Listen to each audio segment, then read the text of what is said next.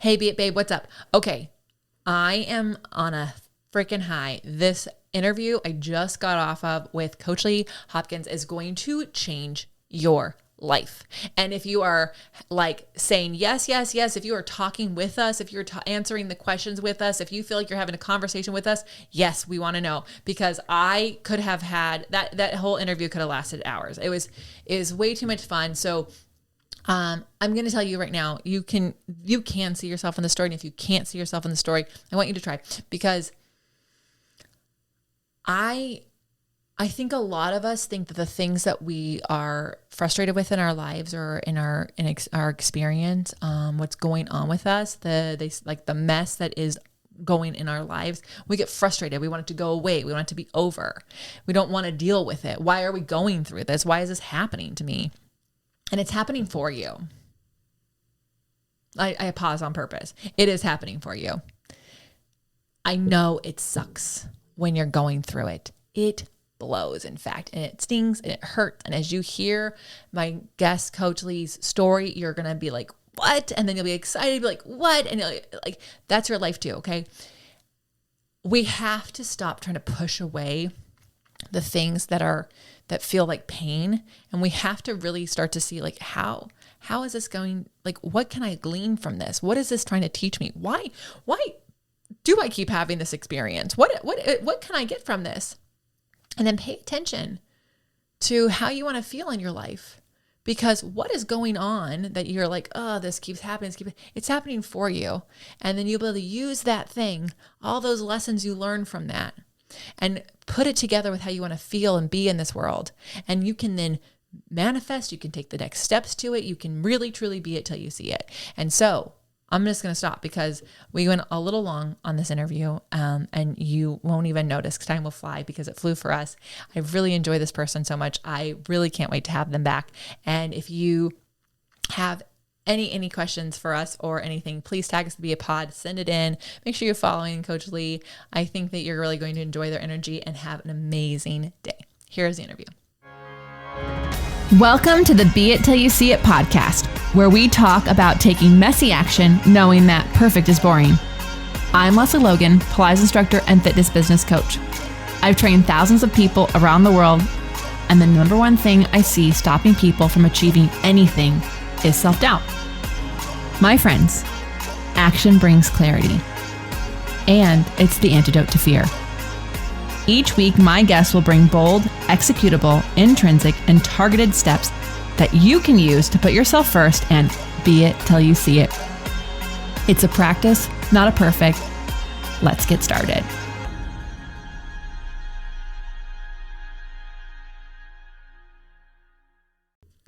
All right, Be It Babe, I have someone super special for you. Like, I read about this person and I was like, yes, all the things, yes, have to have this person on, because well, you'll hear, he just emulates what Be It Till You See It is. And I am really excited for you to hear not only his story of how he got started, but also some other tips he has to help you be it till you see it. So Coach Lee Hopkins, thank you for being here. Can you tell everyone who you are, what you're rocking at, and let's also go with how you got started. Wow, I love that energy. Thank you so much, Lesley. That's wonderful. My name's Coach Lee Hopkins, and I help people create lasting friendships and meaningful relationships. And I got started by, I feel like there was another question in there, but I'm so excited to share about me getting started. So I'm sure we'll get back to it. You're perfectly on point. we'll get back to that. Yeah. So I'm really excited to be here. And I share with you that I am a coach that helps people make lasting friendships. And I got into that because I had zero friendships. I suffered from loneliness for a very long time. And I've been chasing that truth, or chasing that feeling of connection for years upon years. And I had started because I thought that making connections was about being in the right place, finding your tribe. And when I grew up, I was disconnected from people. I saw a lot of people making friends, but I just thought, well, I have to find my tribe. So I had an opportunity to move to college when I turned 18 and I could connect with people who from different countries, different walks of life and everything, but I still felt lonely. So then again, I thought, well, geez, man, I just haven't found my tribe. That's what it was. And so I moved from Ohio to California, where everyone finds their tribe. Everyone, just saying. I'm kidding. Right. California gold. It's the friendships. Yes. Sorry. That's that sound that, and it was around the time Katy Perry came out with the California girls were so incredible. So yes, I'm born and raised California girl. So I'm sorry, I interrupted, but I just had a shout out. That's probably not where everyone finds a tribe, but you can.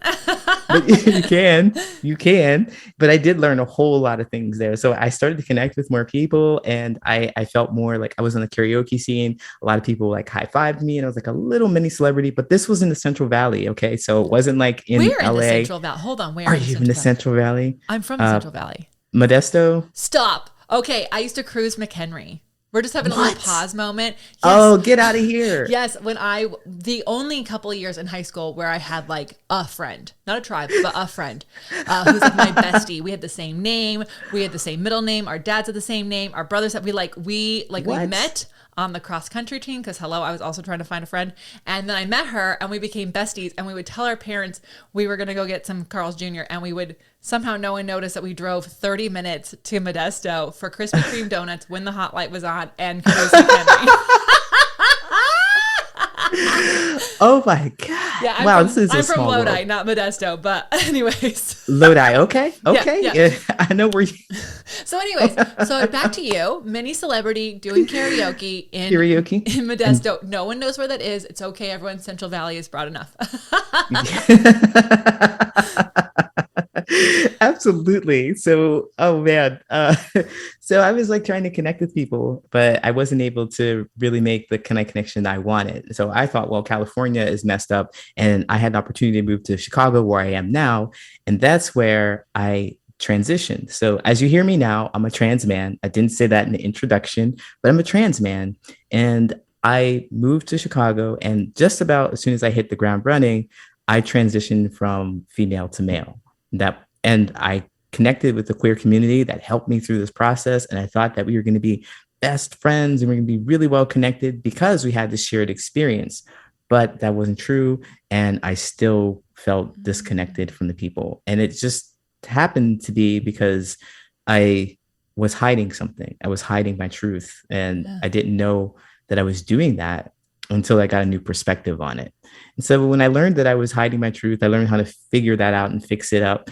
Then I wanted to share that with everybody because it feels good to make friends. It feels good to share an experience with them. And so I want to help everybody do that. This is so, there's so many things to talk about. Coach Lee, there's so many. So first of all, what I really find interesting is that like, I think you're not alone in this. You kept moving thinking that's going to be the answer. And whether or not you're all moving and looking for friends, y'all listen to this, like see yourself in the story. How often are you like, oh, when I get there, then I will have, when this happens, then I will have. And like, that's why the show is Be It Till You See It, because like we have to stop waiting for or thinking that the thing that's going to change our life or make us who we all want to be is over there. It's actually where we are right now. And yes. You said it. It's like you were hiding something, and you were hiding something from you. Yeah. You're the first person to say it like that. I like that. Rocks my world. That rocked my world. This is not recorded. You'll get to you can re-listen. This is so good, Coach Lee. Okay, so I think like what you are looking for is it's something that everybody is, whatever you subscribe to, or how you ever identify. We're all looking for connection. We are all looking for friends. And my husband and I moved to Vegas in 2020 during the pandemic. So, and we were from California. So we're like, everything should be locked down. And so we stayed inside for a year, and then we went out to make friends. And we were like, when did you move here? We're like, a year ago. Oh, who do you know? No one. We know 0 people because we've been in lockdown. And so, yes. So we had to like, as adults, find a tribe in air quotes, or like find our community here. And you know what? I hadn't had to do that for 14 years. Like I lived in LA for so long, but like you keep making new friends, but like you always had like someone or like a group of people or a community you could go to. I never had to like start fresh, like fresh.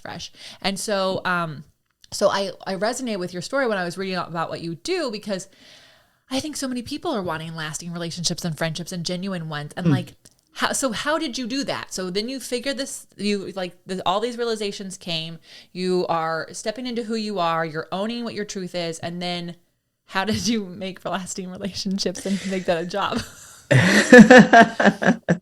Well, definitely I had to figure out what I was hiding from myself. And I really like how you put it. So I'm going to keep that and share that with people just like that from now on, because I didn't realize I was hiding something from myself. So in order to figure that out, I had someone help me with therapy. With therapy, I had a little bit of a reflection from another point of view, because all it is that someone else is sharing the perspective on how you are behaving, and you get to consume that perspective. You get to see it as your own. And sure enough, it was like, wow, is that how other people are seeing me? Well, I trust this person who's telling me that I'm acting this way. So maybe that's how other people are seeing me. What if I adjust it up and see what happens? And so that's what they did. They essentially, we talked about a mindset change and going out to meet friends, because I was just down in the dumps. I was like maybe 2 years into being in Chicago.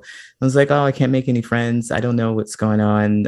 It's definitely not me.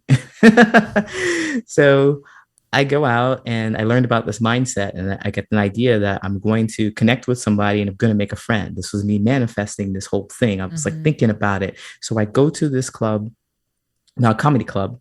It's a comedy club. It had an opportunity to talk. So I met a cool person, because I said I'm going to make a friend. We're having a conversation, having a drink and everything. And I steer the conversation towards LGBT stuff, because I want to see how they're feeling about this. And they mentioned to me that they have never seen a trans person before, don't understand the process and why anyone would ever want to do that. And so, oh my God, I thought, this is the first friend that you're trying to make. And that it's like all the opposites of what you were probably hoping they would say. Yeah. Oh, but I didn't even think about that. Actually, this is interesting, because I'd love to hear your take on this, because I was thinking that, wow, I'm going to fill in this knowledge gap for you, and we're going to be best of friends. I'm going to reveal my truth that I have been terrified to share with people, and we're going to be best of friends. And sure enough, I reveal myself. I'm like, I'm a trans person, trans man, and they just freeze and they stop talking and they leave. They don't say anything else to me. They're just gone. They're just gone. How brave are you? Because like, I love how you handled it. Way more mature than what I just said. Oh, no. but like, you know what I mean? But like, because you could have just been like, oh my God, that's like everything I don't want. And you could have just been like, oh, and just like move the conversation and like found a way to leave, like walk away from this. But see, the thing is that, Lesley, I didn't understand that that wasn't what I wanted until years later. Because if they had said anything else to me, my desperate self would have latched on to that and tried to explain why trans people are amazing and why I'm also amazing and why you should like me and we should be friends. Right. I would have put chased everything after in this person that. and this person be your only friend. Like a Yes. Yes, And the universe. Yeah. And the universe will give you what you need. All right. Oh, give you they what just you did. need. The universe just gave you what you needed in that moment. Woo. Boom. And I didn't understand it at that time. But when I reflect back on it, I'm like, oh, okay, great. So you get it. Lesley, it's like, I didn't need that friendship with him and they didn't want to be friends with me. It was waste of energy and time. Go be with people who are interested in who you are and what you really want. And I had to learn that I'm hiding my truth. I'm running around the world, hiding who I am, afraid of rejection. But as soon as I show myself, what's going to happen isn't that I'll die. I will learn from it. I will be okay. And that's what the universe was setting me up for. And it felt like, very painful in the moment. But man, now at this point, I can understand that this is why I help people go through this process, because you are going to get rejected. But what you're going to do is you're going to learn from that. You're going to learn that this isn't the kind of person that you are going to be connected with. That's all you're going to learn. And you luckily are going to learn it sooner, because in the past, I would just grab onto them and be like, for years, hiding who I am, be my friend, be my friend, be my friend. And they don't really know me, or they don't really like me. You were hiding too much. Yeah. So they could only go so deep in the relationship with you. You know, Absolutely. It's interesting how you said that, because my husband, when I met him, a friend introduced us. She's like, you need to date this guy. He's great for you. And I'm like, oh, his jeans are skinnier than mine. But I'm trying on new jean styles. So that was a blog I wrote. I had a dating blog back when I was single, and I was like, dating, you need to date, like you need to go to a jeans bar and you need to try on all the jeans because you think you look good in high-waisted, but maybe you look good in boyfriend, and like, and maybe high-waisted look good on you then, but it doesn't look good on you now. Like that kind of thing. Right. So I was like, well, I'm trying on different jeans. Let's go try on some skinny ones. And, so she, like, it's a super long story, but the fast story is she thinks he's great for me. I think I'm on a date with him. He doesn't know he's on, but like we're together. And I'm like, it was like a arranged thing. It was a little bit of manipulation in his words, but not mine. Anyways, it was arranged. We're sitting there on this couch at a bar and I'm like, yes, we're on this date. It's going to be amazing. He's going to ask me out for reals. And then he goes, yeah, I'm married. And I was like, what? What? What? Does our mutual friend know that you're married? Because she just set me up on a date with you. And like my brain is going to these things. He's like, well, actually, I'm getting divorced. And he had hid that he was going through divorce for over a year from everybody. No one knew what he was going through. I'm telling his story from it. He's going to listen to this and go, I could tell my story. But at any rate, he did this because he didn't want people to know. He didn't want people to have a judgment or reject him because like here he is, this 30, like he grew up like you get married and you're married to the person forever. And here he is like going through this divorce and he was embarrassed and all these things. And so he thought by not telling people, then no one would reject him. But now, he's in a different situation. And it's just so interesting because so many people are hiding what makes them, right? Like not that his divorce is like his title, but like it once he shared with me and then like all this weight came off, we could connect on a different level because I was going through my own breakup and we could actually like be real humans having a conversation going through something instead of like, and what do you do? And what do you do? You know, like we have a meaningful relationship. Like what you do. Right. Exactly. And I resonate with that story so much. I'm so glad that you shared it just like that, because I made a friend with a person who I didn't share was trans. And so when I was dating people, I was getting rejected, but I couldn't share with them why I was getting rejected. And so they couldn't support me. They didn't even know that there was a problem. And the advice or information that they would share with me would just keep trying. But you don't understand. That's because I'm not telling you. You don't understand because I'm not telling you, and I can't have support, and you can't support me if you want to. And so that just doesn't make anything lasting, or it doesn't make you feel like you're any less lonely than just being alone. It makes you feel more lonely. I felt lonely for you. I also like this question that came up to those who are listening, like, what are you not telling? Like someone you consider your best friend that like, you know, like, what are we not talking about? I don't know. Exactly. Anyways, that's for the person listening, not for you. Okay. So Coach Lee, so you're discovering this and you're going on this journey. And like, first of all, the fact that what you coach on is like the struggle that was like the majority of your years on this earth so far. I love, because like, I find it interesting when like, if somebody has like so easy at making friends growing up and they're like, I'm going to help you make relationships, and they never had to struggle. Like I find like, you know, they say your mess is your message. And so, so I love that this is your thing. How did you decide like, okay, I'm going to coach people on this though? Like where was that what was that switch like? Wow. Well, the thought process was that it feels so good for me to do it that I want to help other people connect in. But if I would be absolutely honest with you, Lesley, I believe in doing things for the very selfish reasons of just being me. And everybody who is connected to me should operate in this selfish mode of they're doing what's best for them. And what's best for them just happens to also be good for me because we're friends and we share a similar vibe. How are we just now meeting? You and I like I feel like we're a best friend. And now he's like, you're a stalker.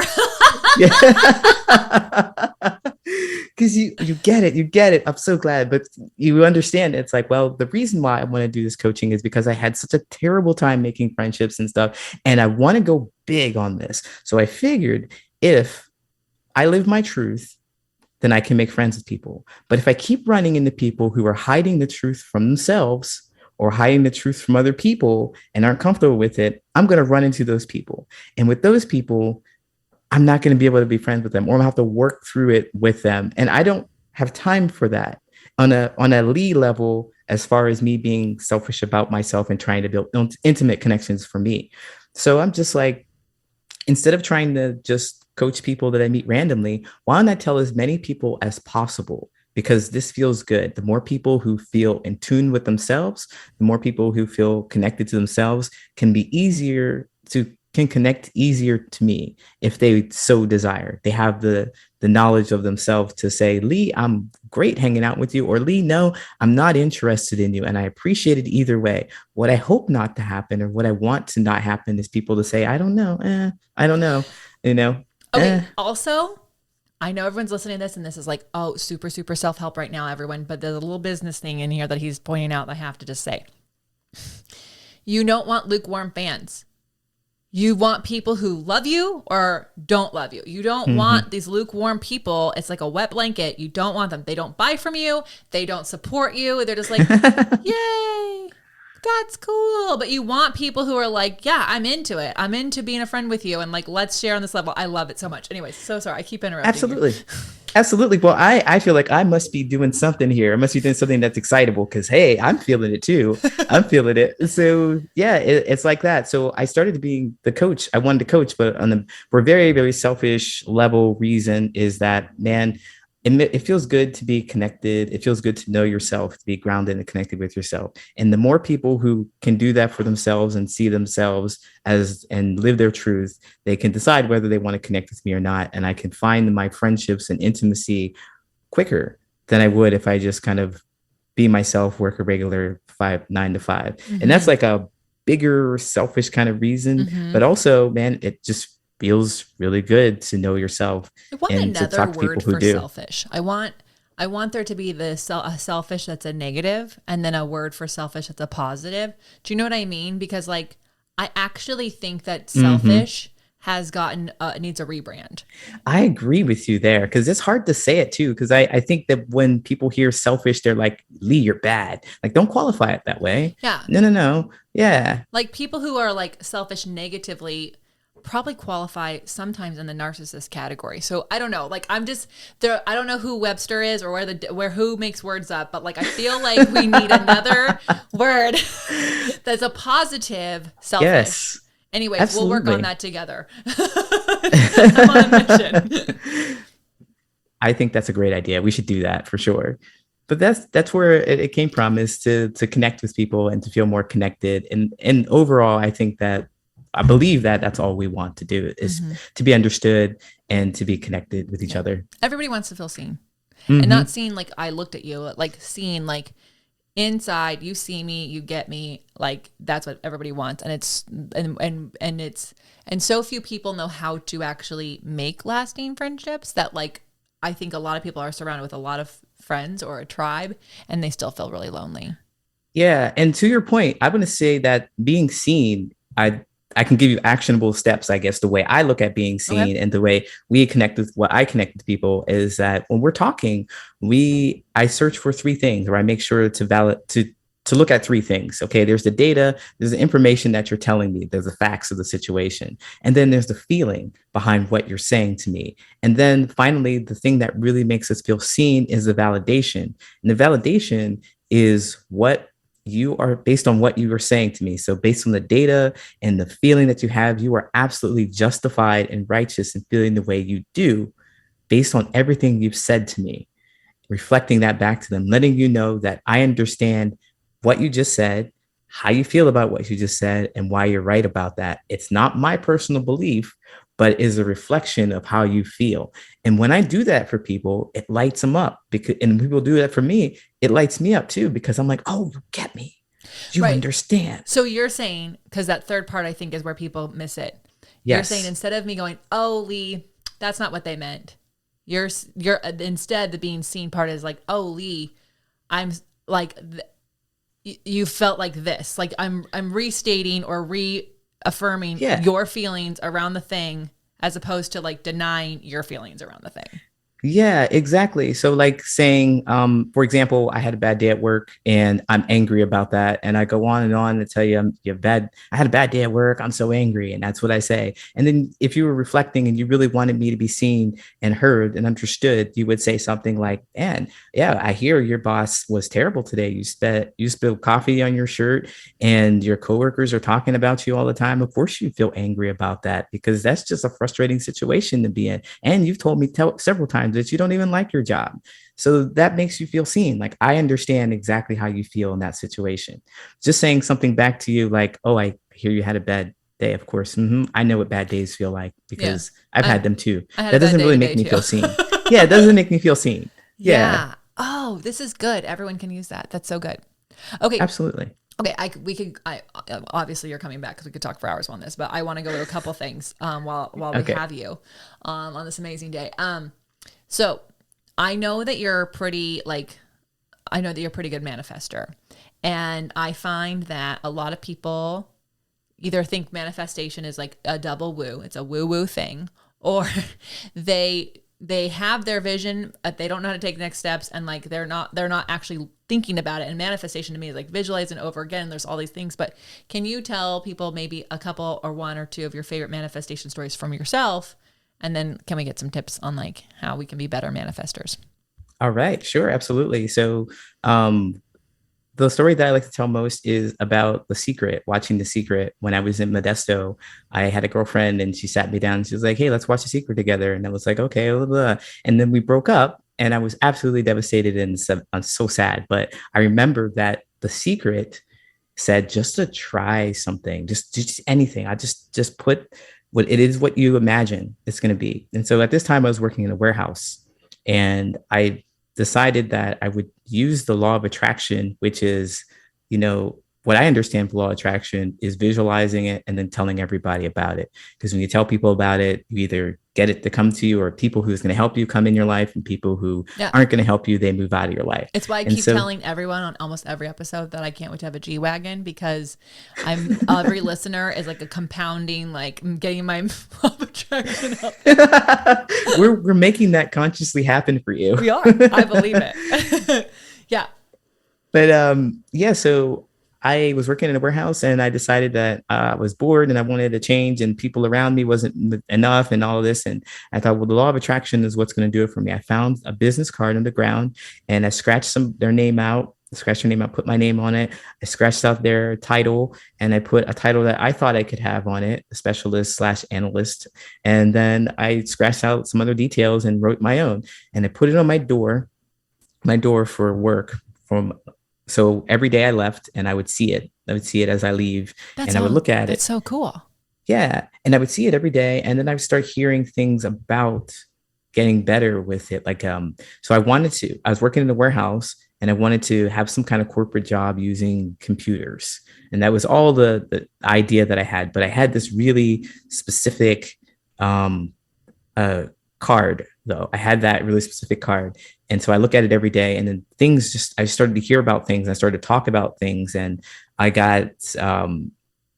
did some work with Excel. I learned about Excel and I learned about Microsoft Access programs. And then I learned that I can get a certificate for it. I heard these things on the radio and I feel like I've never heard them before, but I learned that you could do that on the radio. And then start researching, and I started putting more hours into it. And I started asking people, would they give me a mock interview? Because in my company, they were like, sure, if we believe in you growing. So I asked supervisors, can you mock interview? And one day I sat down with the head of HR at the company, and she had looked through it. And by then I'd had some certificates. So it's been about a year, but I had some certificates. I didn't even notice time flew.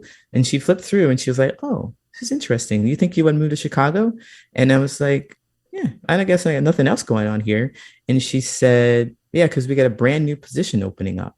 And this is what blew me away. I didn't realize that it was the law of attraction. But when I got there, it's a reporting analyst position. And it was in a logistics specialist situation, in a logistics specialist team. And I was like, wow, because on my card, my job that I had wrote was analyst/specialist. Yeah. And/logistics. And I have a picture of that on my website because I was like blown away by that. I'm like, You made that happen. I made that happen. I believe that I made that happen because it was a brand new team that they were reorganizing. Yeah. You didn't even know you didn't even know this job could be anything, or even within the company you're already working for. I hope everyone's listening to this, because I'm currently in a situation. I'm not manifesting it, but this like thing dropped in my lap and it's like doesn't fit the way it is packaged. And I'm like, the universe doesn't bring you things that like, just to like taunt you. Like there's like, it's here to help. There's something about this thing, right? That like, it's going to either be part of the story or it's going to teach me something. And I want to reject the package the way it is, but I also am like, well, why are we rejecting it? It hasn't even like arrived yet. So let's just like hang on and just see what we learn from it. But I love your story so much because I think like so many people are stopping themselves from, because like, oh, my job doesn't have that thing, or I'd have to move to get that job, or I'd have to like do this. So they start to get caught up in all the have tos that are around it, the logistics that are around it. And instead you were like, nope, I'm going to put this job, I'm going to look at it. And then because you were like, had it there and you had this law of attraction style of manifesting around it, you're hearing things on the radio that were already there, but now your brain's like, oh, that's a thing that I need for this thing. Go get that thing. Yeah. Right. And then it just, so I think all of us are stopping ourselves too soon. We're rejecting the thing before it's like we're rejecting things before they even happen, and they're going to happen when they're supposed to. This is really fun. I love it. I love stories absolutely. Like this. Yeah, it's so amazing. I like the way you package it like that too. It's like that's exactly what happened. I feel so proud of that. And if I could tell a super quick story about another one about how I became a coach now. So I'm in corporate and I decide that I'm still not making the kind of friendships and connections that I want. And that was like, I guess that was the thing. That was the calling. That was the purpose of my existence. Now that's what I believe because the next kind of manifestation happened. That's like, I was at this job and I tried to do whatever I could to succeed and be successful, but I end up leaving the company hoping to make better connections with people. So I worked downtown and I was trying to make more connections with people, like friendships and stuff like that, but that wasn't working out either. And when the pandemic hit, I wanted to lean into coaching a little more. And somewhere I had wrote that I'm going to start coaching full-time in 2022. Somewhere I had wrote that, and I was connecting with people, and I didn't realize that things were going on in the background of the universe, right? I'm connecting with people. I'm talking to other coaches, thinking that I need their help and support to get me to the next level because they are certified in some way and I could learn something from them. But no, I couldn't really learn too much from them. I just kept moving on and trying new things and connecting with other people, trying new things. And I have this written down. I used to have a giant board and have it written down, coaching in 2022. And sure enough, I had this overwhelming feeling of anxiety at the end of 2021. It was overwhelming that I felt like, well, the universe was showing me that my job wasn't as important to me as the idea that I wanted to make connections with people, because essentially at my job, I was an analyst and I was pretty siloed. I wasn't really able to talk to people on a day-to-day basis. And I was like, I'm lonely. And the universe is like, hey, coaching, remember coaching. This thing you want to do over here. We got you to Chicago so you can have this thing over here. Yeah, exactly. And so one day I was so siloed that essentially I could work all day and nobody would message me or anything. So one day I got a message from someone saying that it's an emergency. I need you to hurry up and go make this change. And I go to this thing and I'm looking at a ticket and it's supposed to be a high priority ticket. And I look at it and it's old, it's dated, and there's no priority on it. So I'm like, isn't that the universe telling me that I'm not making any kind of difference or impact here? That I'm doing the thing that's not impactful. And so I ended up quitting my job. And this was like a couple of weeks later, but You just quit. You know what? That's not fair to say. Okay. So a couple of weeks had gone by and I thought, well, this is a time for an experiment. Does anybody really care about the work that I do? I was able to automate a lot of my work. I'm just going to move away from my computer and not do anything for a week. Nobody noticed I was gone. That sucks. Nobody noticed. And also, it's also the best gift probably as well. But it was like, hey, yeah, I know I'm all lonely and stuff. So interesting. Like you want to leave, and yet it's like no one noticed you're gone. Yeah. But I ended up quitting. I ended up quitting because I realized that, well, was super clear to me that what I'm doing doesn't really sit right with my soul, sit right with my spirit. And so I need to make connections with people because that's what I said I wanted from the beginning of time. I've been searching for that all this time. They didn't set me up to be in Chicago, to sit at home in front of a computer where I'm not talking to anybody and no one cares if I do the work or not. That's not what Right. I'm here for. Right. And so that really was like, oh, well, then now I'm going to put all my energy into coaching, because they basically said that this is a distraction for you Yeah. and we've cleared the way for you. And when I quit my job, I wasn't actually like super prepared for it either. I liquidated some things and it was just like, this is what you need to do. Yeah. Essentially, that's what I felt was right for me. And it always feels right for me. Yeah. And I keep going and I keep going and I keep creating and I keep connecting with people. And that's how I got to talk to you. Yeah. Otherwise, I'd be at work right now. Yeah. You'd be Yeah. doing some tickets and, I never read The Secret, but I read a book called E Squared. And it's Pam something. Anyways, y'all can Google it. It's I got to get the author on because I love her so much, and I also attribute her to my husband actually texting me, because it was one of the assignments was to write down 2 people's names who have your information. You don't have like you haven't seen them where they're like, oh, I'll give you a call. Like, you're not expecting a call. They have no reason to contact you, but you want them to contact you. It's very specific. So I wrote down my now husband. We hadn't seen each other in 3 months. And so I wrote his name down. And I wrote down this woman at work who actually, I worked in West Hollywood. She actually was out of the New York office at the company I was working for. And I worked with her on a shoot, and I wanted to be on another shoot with her. But so there's no application. There's nothing to do. I just wanted to have a talk with her so that she would remember me, so I could be on another commercial shoot. And so I wrote those names down, and it said like in 48 hours or whatever, one of those 2 names is gonna contact you. And I was like, okay. So I am at work and I'm about to leave for the day, and my phone has a text message from Brad, and I'm like, wow. And he's like, dang, these back bends. I can't get them. He was into yoga, and he knew I taught Pilates, but so that was his like, hi, how's it going? Right. And I was like, oh my God. And I'm walking down the stairs at this West Hollywood club. And by the way, when I knew this woman, when we actually met, it was at a different location, and she lived in New York and I was in a different location in LA. So she didn't know that I was transferred. So I'm walking down the stairs, and who's walking up the stairs? This woman. Wow. On the other piece of paper. And she's like, oh my God, I was so hoping I'd find you when I was in town this week. Do you have time to talk? And I was like, I totally have time to talk. Right wow. now. Yes. Yes. In fact, I just think I'm going to reread this book because it was so good. Anyways. E Squared.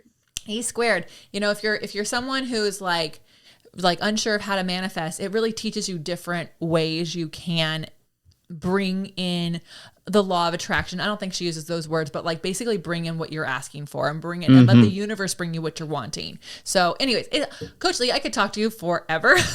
Yes, we could. We have to be careful about that. We need to like dive into. Maybe we'll start a book club for E Squared. I don't know. All right, Coach Lee, where do you hang out? What socials can people find you, follow you on? How can people work with you if they're like, please help me have lasting, meaningful relationships? Well, you can find me at patternsofpossibility.com, and you can find me at all social media on Patterns of Possibility. Right now, I have a 5-day challenge to help you make the lasting friendships. It's free to sign up for it. So you can find that at patternsofpossibility.com. That's so cool. That's so great. I also love alliteration like that. So good job. It just rolls off the tongue. Patterns of Possibility. Okay, we ask everybody, and I can't wait to hear yours because you're just awesome. Be it action items, bold, executable, targeted, intrinsic steps people can take to be it till they see it. Well, definitely. If you're looking for friendships, the best thing you can do is learn about yourself. And so I have 3 things that I want you to think about when learning about yourself. Learning more about your history, your hobbies, and your habits. That alliteration, I love it myself. But they're your history, your hobbies, and your habits. And rank the top 3 of each that you have. And make sure that you're able to know what those are and put yourself in places. See yourself in places with your history and hobbies and habits so you can connect with the right people. Oh, I like that. That's so awesome. I've had so many people go, oh yeah, get to know yourself. And I'm like, how does one do that? What is someone like recovering perfectionist and overachiever over here is really wanting to know the how to do that. And you just explain that. History, habits, history, hobbies, and habits. History, hobbies, and habits. And then you write those things down, and then now you've got things to either talk about or to Like, Yes, ding, ding, ding, this person is on my same level with this thing over here. yes. And you have to, the key to this though, is that you have to have those prioritized, like what is most important to you. Don't go to a thing that's not really a great hobby and expect to find someone you're going to make a genuine connection with over that hobby. Because if you really don't like to run and they're gung ho about running every day, you're not going to feel really connected with them. Yeah. It's like it's like lying about something that you like to do in the beginning of a relationship. And then they're like, you said you like hiking. I liked it for the first date. Just didn't think it was every day. No, yeah. Okay. Exactly. Okay. I actually thank you for that extra tip, because I think, like, if you think about your history, I can think of like a bunch of things that I can resonate with someone on, but I don't actually want to talk about those things all the time, or I want that to be like the thing that we like connect on. So I would probably want to focus on things in my history that like, I'm like, yeah, this is like, I want to attract more of this kind of that kind of thing. Okay. And then Absolutely. hobbies are things you actually like to do, which is, yes. And then habits. You're awesome. Yeah. Cause habits are going to tell you a whole lot about a person. And I know we're not going to talk that much longer, but if you're getting up at 5 a.m., you probably have a different life than somebody who's getting up at noon. And so your habits are different, and you're going to find a little bit of disconnect if you try and connect on that. Yeah. Oh, that is so good. That's also very helpful for the person going, okay, my habit is like I brush my teeth twice a day. And it's like, no, like what are your like habitual things? Like, again, the morning thing, it's very strange. I wake up at 5 and my husband does go to bed at 2 in the morning. And so we really see each other in the middle of the day. Wow. It's like, oh, hey, you want to have lunch? But you didn't start out that way, did you? You know what? Here's just because this is like an anomaly, right? So those aren't the things that connected us together. So those are like the things that don't matter. Like why we connected was because we're both very entrepreneurial, and there's like the history like of our breakups was very similar. And it wasn't the negative part, but it was like how we left and who we wanted to be when we were outside of that. Dogs, music, a couple other things. Like, so the things that we stayed on, we kind of ignored the fact that he went to bed at 2 and I woke up at 5. Those didn't really matter because it was like the time in between. And then, yeah. That just kind of validates my point. It's like, if it's not really that important to you, then don't put it on there, because that's not going to be a thing that connects you. But if it's detrimental that you have to spend all the time together in the world, then you're working up on different schedules. It's not going to be. You are 100% correct. Like, in fact, I prefer that he is not up in the morning with me, and he's going to listen to this because we do a recap episode. So I do like when he walks the dogs with me in the morning, Brad. But I liked, even when he did that for a brief moment, I really liked, I would get up still earlier than the dog walk. I always get up before I walk the dog to do my morning pages, do my red light therapy. And so I still did that part, and then he would join me on the walk. So it wasn't a priority for me to have a person having coffee with me and breakfast with me. It was more like, no, I actually like the middle of the day dinner time. Like, those are the important meals. Now I've had my time to charge up, and now I can actually show up for any conversation. Oh yeah, you were like definitely an anomaly, because you're like, I want my self-care, and this is important to me, and no matter what it is, I'm going to get it and make sure that happens, so you can be that kind of person that you want to be. I am trying 100% for this podcast to get people to understand that, like, you have to prioritize your self-care. Otherwise you cannot. This is why selfish needs a different word. That's exactly. Because you cannot be anybody. I cannot be a best friend and a wife to my husband. I cannot take care of these dogs without yelling at them. I cannot coach people or do this podcast if I didn't take care of me first. That's so true. That's true. That's the truth. Okay. All right. Well, y'all, I obviously found my new best friend in Coach Lee. I hope you enjoyed this episode. How are you going to use these tips in your life? Let us know. Tag the Beit Pod, tag Coach Lee, Patterns and Possibilities. All the things are in the show notes below if I got any of that wrong. And let us know how you are going to use these. And until next time, be it till you see it. That's all I got for this episode of the Be It Till You See It podcast. One thing that would help both myself and future listeners is for you to rate the show and leave a review. And follow or subscribe for free wherever you listen to your podcast. Also, make sure to introduce yourself over at the Be It Pod on Instagram. I would love to know more about you. Share this episode with whoever you think needs to hear it. Help us and others be it till you see it. Have an awesome day. Be It Till You See It is a production of As the Crows Fly Media. It's written, produced, filmed, and recorded by your host, Lesley Logan, and me, Brad Crowell. Our associate producer is Amanda Frattarelli. Kevin Perez at Disenyo handles all of our audio editing. Our theme music is by Ali at Apex Production Music, and our branding by designer and artist Gianfranco Cioffi. Special thanks to our designer Jaira Mandal for creating all of our visuals, which you can't see because this is a podcast, and our digital producer Jay Perdoso for editing all the video each week so you can. And to Angelina Herrico for transcribing each of our episodes so you can find them on our website. And finally, to Meredith Crowell for keeping us all on point and on time.